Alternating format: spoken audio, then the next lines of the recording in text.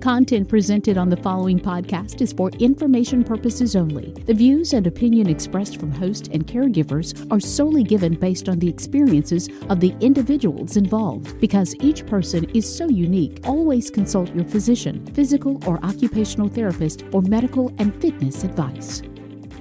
Are you struggling to help your aging parents or disabled spouse to do everyday personal care tasks? Are you concerned about them falling or you injuring yourself? What is the task that is so difficult for you to help them to do? You are not alone. We can help. Tell us your challenge. Here, you can receive practical tips and strategies from an occupational therapist and from other caregivers like yourself. And here is your host, Consuela Marshall. Hello, I'm Consuela, and I'm an occupational therapist. And on this podcast, you get to learn about your role as a caregiver. You get to embrace your limitations, learn how to best provide for the needs of your loved one in a safe and efficient manner. And you get to know that you're not alone. Look, every caregiving story is so different. And it's you who get to write that caregiving story for your life. You get to learn how to take care of your loved ones. You get to learn how to accept that you cannot do it all. And you get to learn what to let go. And you get to learn what to pick back up. How to pick back up your life. How to walk in tune with your life while also caring for your loved one. Look, I believe you can still find a way of taking care of your loved ones while also taking care of yourself. So stay tuned. We've got some caregiving to talk about. Hello and welcome to another episode of Caregivers Finding a Foothold. It's always a pleasure to come and share with you and give you insight about things that can save you time and effort to make that whole caregiving process a little less stressful in your life. My whole goal with Finding a Foothold is for you to find that way of making caregiving a little bit easier so that you can live more of your own life as well, while also supporting the needs of your loved one. And I want to start by saying that November is National Family Caregivers Month. And I'm always so excited for November because, first of all, it doesn't even touch the surface of being able to honor caregivers fully. But I do appreciate that the month of November is set aside to honor you all as family caregivers. And I want to say thank you so much for all that you do, because you are seen, you are heard, and you are understood. Personally, by me, I do understand the challenges of caregiving because I was a caregiver to my mom who had strokes and an aunt who had Alzheimer's and just other caregiving roles that I've had in my life. So I do know how caregiving definitely impacts your life. And I just want to say I honor you this month. And I want you to know that Finding a Foothold is a resource where you can reach out, tell us the challenge that you're having, and allow us to support you and give you ideas and tips that you can add into the mix of what you're already doing or trying or try to do, or you have no clue what you're doing. Oh, look, I've been there. And maybe something that we can share with you would give you some guidance into a direction that can ease the stress of caregiving. So after saying all of that, thank you and happy National Family Caregivers Month. So in this episode, I really want to talk to caregivers who are caring for their loved ones or helping to support the needs of their loved ones, their aging parents who still live in their own home. They're still in their home. It could even be the family home that you grew up in. They're familiar with that environment. They've been there for years. And yet you've noticed lately things are not the same there. Their movements are slower, that they have had maybe even some health issues that have come up, maybe even some surgeries that have happened. And you just see the aging process take its toll. And really, you're seeing that things are not really the same. So if you're that caregiver, that family caregiver, that daughter, that son, and you're in that grandchild that's watching and you're slowing down, you can see things that just don't happen in a safe manner, or that brings you concerns about them still being in their home. Look, welcome to the club. It happens. It happens just as the progression of life. So let's talk about that aging parent that, oh, they're starting to struggle. So you're doing your visits and you're stopping by and you're noticing that they're just not as active anymore. And they're even struggling to get out of that favorite chair that they would sit in. So I want to say that it starts off real subtle, that as daughters and sons going to make those visits, whether you're visiting frequently, you're there almost every week or a couple of times a week, or you're even that son or daughter who's come out of town and you're visiting, you may pick up on those subtle things that are changing. You start to see as they're trying to get up out of that recliner or off of that sofa, they are struggling. Yeah, it takes like one, two, they've done this back and forth rocking momentum to even get up. And you're seeing things like the bathroom. It's just not as tidy as it used to be. And there may even be signs of incontinence that nobody wants to talk about, or, they're not bringing those things up to you. And you really just don't know how they're functioning. And it can get progressively much worse than that, but that's where it typically starts. They're not able to do life as they normally would do. So with that, things have started to change.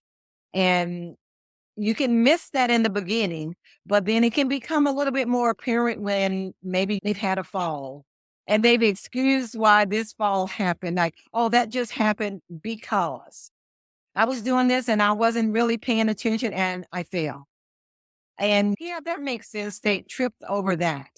But then when you start looking at the whole picture of their life in their home, and you're seeing little pieces of them being able to manage their homes and manage their personal care starts to unravel, it does bring about concern in your mind. And just quite naturally, as children and we're visiting, we're starting to do more because they just don't have the stamina, or things like they're now have a diagnosis that you are aware of, like congestive heart failure, where their legs are swelling more. And are they really able to elevate their legs? Are they able to get in and out of bed easily? They've had a stroke and have some limitation. And you're looking at all of these things, and the blessing of some of these things, there's a lot of blessings in that they were able to return to their home, even though they have some issues that are happening. And you have these concerns and you're waiting on the shoe to drop on when is the big thing going to happen. You're on alert if the phone rings and it's them, and you're concerned about, are they safe? I want to talk to you about just not staying in that mode of being concerned.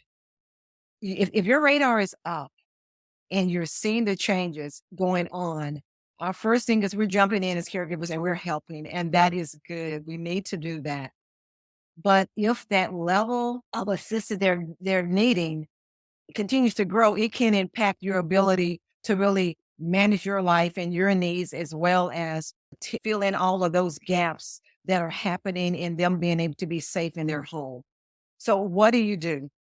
There are things that you can do, and it is not always you doing more and more and more, because you can't. You will burn out, and then what was once a honor and a really delight in the bottom of your heart, although you're tired, it really brought you a lot of joy to be able to get up in the mornings and really head over to mom's and make sure everything was in place, or go by there after work and make sure things are okay. And yeah, you're balancing all of that, and it really feels good to you because you're balancing this and you're taking care of someone that wants to take care of you.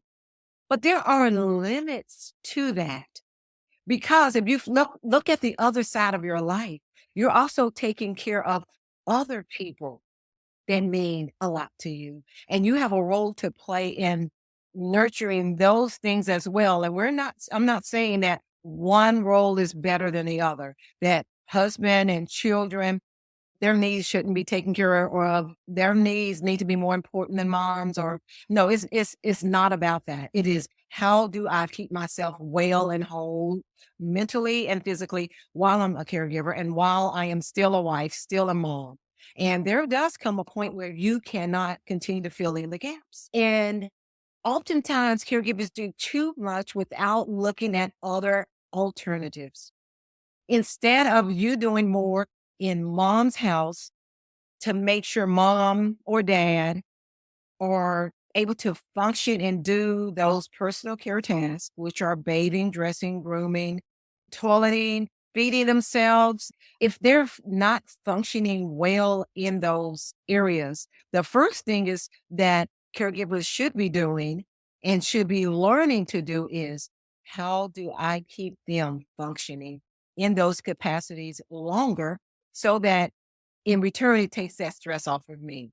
So let's talk about that. There are things that can be done in the environment to help decrease the fall risk and increase the level of independency of your parents. I'm not saying they'll get back to their old lifestyle and then everything will be back to normal. That's not practical and that's not realistic. But there are things that can be done in the environment that can prevent you from having to be the one they get up in the morning to make sure they get out of bed without sliding on the floor, that they get dressed, they can make it to the bathroom, that they can do basic things, that even if you still have to come over in the morning to assist with things, it doesn't take so much time. So how do you do that? You set up the environment to allow for them to play into their strong points. And as a therapist who's done this for years, people can think that in order to do home modifications and do adaptations in the environment, all of these big things have to be done. Like, you've got to knock down walls, you've got to totally redo the house, and it's major expenses in doing modifications in the home. Yes, those can be major things that have to be expenses, but that's not all the time. There's often little adaptations in every room that can be made that can increase independence and decrease fall risk. And I'll give you an example. A mom struggles to get out of bed. Well, I got to get there in the morning because mom can't get out of bed by herself. Well, what are the options? And you're looking at mom's strengths and weaknesses and like, what struggles does she have in getting out of bed?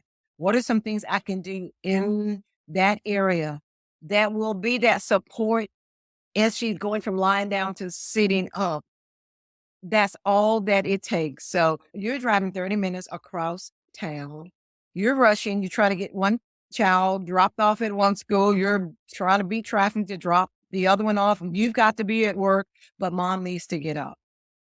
I mean, there are options for bringing hired caregivers in, and at some points, hiring caregivers and having some physical support there will be needed in most cases, but oftentimes just making little tweaks in the environment, in the setup of the bed, and looking at the approach that she gets into bed or out of bed, and looking at what is her strong side.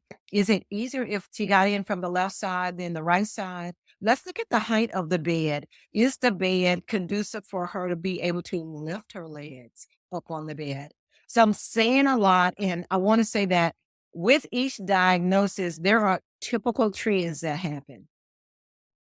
And as therapists, nothing can work for everyone, but there is a bottom baseline, like a template that we can start with in diagnosis and say, well, this tends to be the trend in Parkinson's.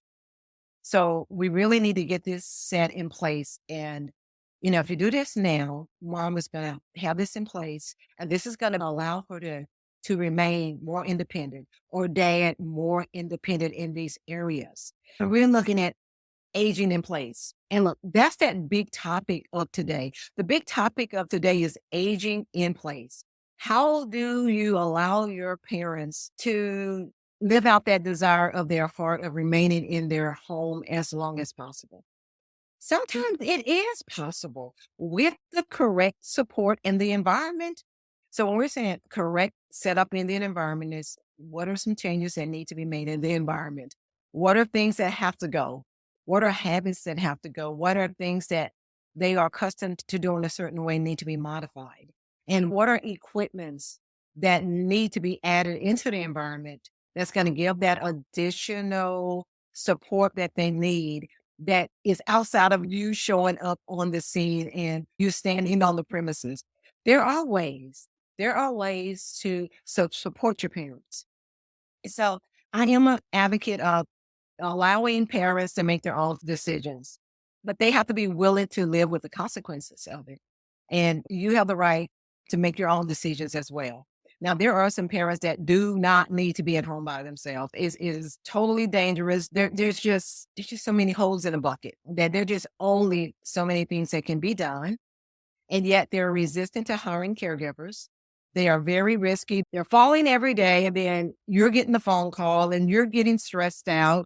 And all of these things are going on because they are at the expense of your health and your well-being. They're making a choice to stay in their home versus being considerate of the agony and the stress that is on you looking and seeing this movie play out because it is very stressful. But yet they want no one else to come in to help them but you. Now, look, that's a whole different topic right there. And I don't have time to really touch that, but I will say that you have the right to not play into that and knowing that you do the part that you can do and the rest, they have to live by the consequences of their action. That is so hard to do. And I don't have time to really break that down here. But in wrapping up this podcast, I really want to emphasize that your parents can stay in their home longer in most cases. And oftentimes you nagging them because you see that, oh, mom, I'm like, you need to come live with me. You don't need to live in this big house, or you're falling and you're up in an uproar because you are correctly saying things are not right in their home and that it is not safe for them to be there. But the bottom line is they have the right to stay there if they are cognitively intact and they can make decisions for themselves. They're probably going to decide that they want to stay. So let's look at how can we allow them to stay and be safer. So let's change our tune sometime and like I'm going to convince them that it is time for them to come live with me. Because when you do that, you're going to be miserable because they're going to make your life miserable because it's not going to be a happy place at your home. There's something you can do. You can arm them with knowledge on how to make their environment safer. And maybe you've already told them things that they should be doing. And they're look, you're like, Mom, you don't need to be getting in the tub anymore like that. You're going to fall. And you remember that time when da da da, and they're like, oh, that's not going to happen again. And da da da. And, you're saying these talks and they're not listening to you. Maybe it's time that they hear it from someone else. And so in the timing of National Family Caregivers Month, I wanted to launch a new program. And it is called Staying Safe in Your Home. And it is a group coaching program. It's set up so that it tailors to you, that son or daughter who needs to know that information because, yes, your parents are acknowledging that they're struggling and they want to know what to do, but you don't know what to do and you don't know what to tell them. This program can give you some insight. Attending this program will really break down the common barriers that are in place for those who are having challenges living in their home. So it is tailored to you, the adult son or daughter who wants to learn more. So you'll be learning things that you can now go take into consideration and say, I think that might work for mom. And on the other side of this is catered to that mom or dad who doesn't want to hear anything from you. You're the son, you're the daughter. What can you know? You don't understand them. You just want them out of their house. And they're just like, they're not listening to you. Well, maybe if they're in the room with other people, their peers who are saying they're struggling and they're having some of the same concerns and limitations in their life as well. And they can maybe let some of the guard down and learn how to make choices for themselves and not be told what to do. I want to arm them with options that they can consider. And then it is now their doing. They're deciding to say, oh, yeah, she's saying something that I think that's the problem I'm having. I think I want to look at changing this. And when it becomes them making those changes and it becomes their choice, they're like, oh, I want to stay here longer. So that makes sense. I think I'm going to work on that. When you empower them to make the choices, you can end some of those battles. So I want to talk just briefly a little bit more about the group coaching, and it's called Staying Safe in Your Home. It's all virtual, all meant via Zoom, and it's twice a month. Currently, I'm starting off, we're doing them on Tuesdays, and it is an hour session. And each time we meet, I'm talking about a different topic. I'm talking about so many areas of the home, from entry to bathroom safety, bedroom safety, living room safety, day-to-day setup, day-to-day routines, techniques, anything. I'm talking about devices, touching on people who are in wheelchairs. People in wheelchairs can stay at home by themselves, you know. People who have had amputations can stay at home if all of the pieces to allow for that are. A given diagnosis doesn't disqualify someone from being at home. Oh, mom had to have her right leg amputated above the knee, so she has to move in with me. Well, maybe she does, but maybe she doesn't. I've seen it, double amputees that have remained in their home and done quite well. I've seen people with 2 legs and can walk, but cannot remain in their home because there are so many other issues and health concerns involved in that. So this coaching session twice a month, it starts this month. So it's launching in November. So yes, it's opportunity for caregivers to, instead of worrying and waiting for the other shoe to drop in the life of their parents, and it can end it up in your parent not being able to remain in their home because they had a major event that happened because they were not safe and everything wasn't in place to allow them to be as independent as possible. So look, thanks for listening to this podcast, and check out the website. There's a page about my coaching programs, my memberships. And look, the memberships are month to month. You can sign up for 1 month and it'd be all you needed. You like that was what I needed. And now, yes, you don't need to come back anymore. Or your parent said, okay, I got what I needed. That's fine. But if it's something you find useful, then continue. So no long-term obligation, but I'm here to help you as a caregiver and help your loved ones stay in their home longer. So take care, and thanks for joining in today. Thank you for tuning in to this episode of Caregivers Finding a Foothold. We hope you found information that was useful and encouraging to you. And we want to invite you to visit the website, findingafoothold.com, and look at the resources that are available to you there. And also, we encourage you to follow us on our social media accounts, findingafoothold.com, on Facebook, LinkedIn, and Instagram. And thank you so much for being a caregiver. And our desire is that you find your foothold in caregiving. Thank you so much, and we'll see you again on next episode. Take care.